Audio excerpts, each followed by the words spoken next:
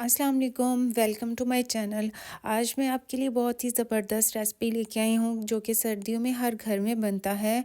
गजरेला बनाऊँगी और गजरेले को कम दूध में कैसे बनाया जाता है कि बहुत अच्छा बने और जैसे बाज़ार से मिलता है वैसा ही हो।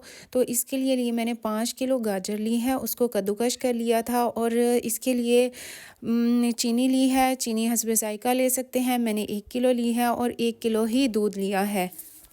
तो इसको मैं 1 किलो दूध में प्रिपेयर करूँगी कि बाज़ार जैसा टेस्ट भी आए और दूध भी कम यूज़ हो। तो सबसे पहले मैंने जो गाजर कद्दूकस की थी उसको आपने किसी भी बर्तन में डाल लेना है। इसको पहले गाजर को हम पकाएंगे और इसके साथ दूध कैसे और किस टाइम ऐड करना है वो भी मैं आपको बताऊंगी। मैंने फ्लेम ऑन कर लिया है और गाजरें इसमें ऐड कर दी हैं। इसमें मैं थोड़ा-सा पानी ऐड करूँगी, तकरीबन आधा किलो से भी कम, क्योंकि गाजरें जब पकती हैं ना, तो ये अपना पानी भी छोड़ देती हैं। तो अब मैंने जब ये अच्छी तरह पकने लग गईं, तो मैं इसमें हाफ़ दूध जो था ना, वो ऐड कर दूँगी और हाफ़ दूध बाद में ऐड करूँगी। तो इसको अच्छी तरह पका लेना है। इसको मैं लो फ्लेम पे पकाऊँगी। जितनी ज़्यादा देर पकेगा, उतना ही मज़े का गजरेला बनेगा। जैसे बाज़ार से बन मिलता है सेम टू सेम वैसा ही टेस्ट होगा।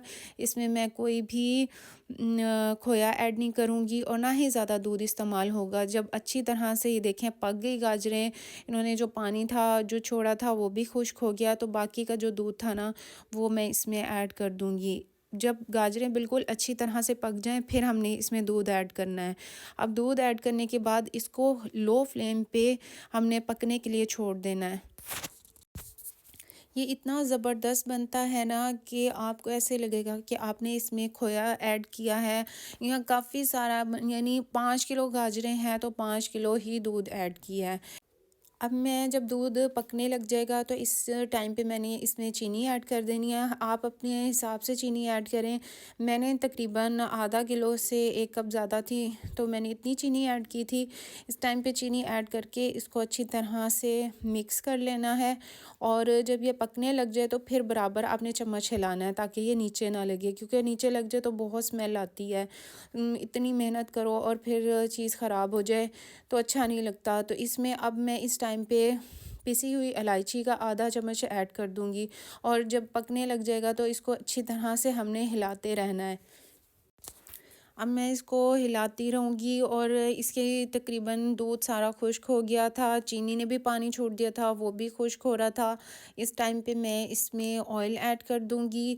ऑयल मैंने 1 ग्लास ऑयल का ऐड किया था इसमें और फिर इसकी अच्छी तरह से मैंने भुनाई की थी। बहुत ही ज़बरदस्त बना था। अगर आपको मेरी वीडियो अच्छी लगे तो प्लीज़ चैनल को सब्सक्राइब कर दीजिएगा, वीडियो को लाइक एंड शेयर कर दीजिएगा। इसको बस आपने हिलाते रहना है ताकि भुनाई अच्छी तरह हो और बहुत ही ज़बरदस्त बन के तैयार हुआ था।